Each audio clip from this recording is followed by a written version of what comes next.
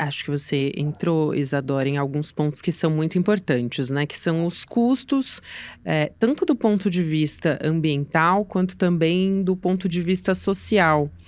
A gente tem, por exemplo, a gente está falando de indenizações que aconteceram, mas há advogados, por exemplo, dizendo que essas indenizações estão muito aquém da necessidade dessas pessoas, denúncias nesse sentido, né. E aí eu pergunto, quem são essas pessoas que foram retiradas das suas casas? A gente tem um perfil, são populações vulneráveis que a gente está falando, e aí, por outro lado, quando a gente está falando, do tamanho do dano ambiental, a gente pode falar de um dano imediato e um a longo prazo também? A gente pode ter outros custos mais para frente?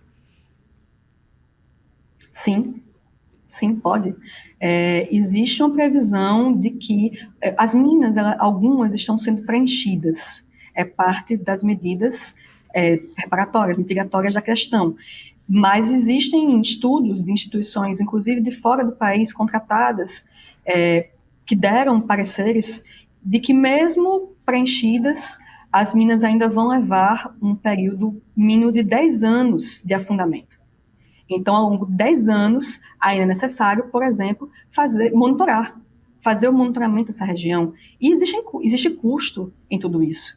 Você perguntou sobre o perfil da população. São 5 bairros que estão sendo afetados até agora dentro dessa questão. Não se sabe se vai ter ampliações no mapa, como eu falei, né? Mas desses 5 bairros, 3 desses bairros tinham uma característica muito forte de populações vulneráveis. O bairro de Bebedouro, o bairro do Mutange e o bairro do Bom Parto. Ao mesmo tempo, nós temos 2 bairros, Farol e Pinheiro, com um perfil de classe média mais alta, né? Então, são 2 perfis distintos em relação a esses bairros. Nós encontramos populações de uma faixa e da outra. E, ao mesmo tempo, como já houve a realocação da imensa maioria, então nós também temos que essas pessoas tiveram diferentes oportunidades de ir para outros lugares e buscar refazer a vida a partir desse episódio. Então, o que afetou essas pessoas em termos pessoais, em termos individuais, na vida de cada uma, acaba ganhando conotações bem diferenciadas, dependendo de qual for o perfil que você vai analisar. Sem dúvida, a gente está falando de cerca de 60.000 pessoas, é isso no total?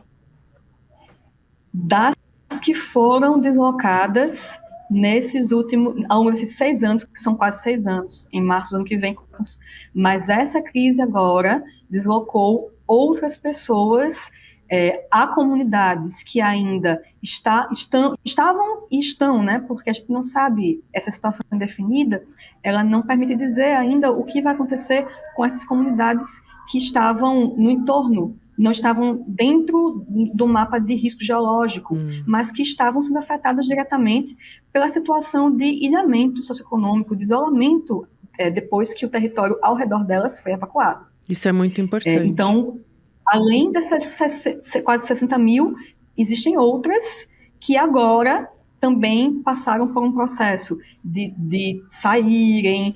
Existe ainda um entorno afetado com outras questões como desvalorização dos imóveis, por estar ao redor de uma área esvaziada, por existir um problema em relação a financiamento bancário que não consegue obter mais para os seus imóveis, isso desvaloriza o imóvel. Então, assim, existem outras questões também, para além dessas 60 mil pessoas que já foram, quase todas elas, deslocadas, passaram por remoções forçadas em relação ao lugar onde elas estavam.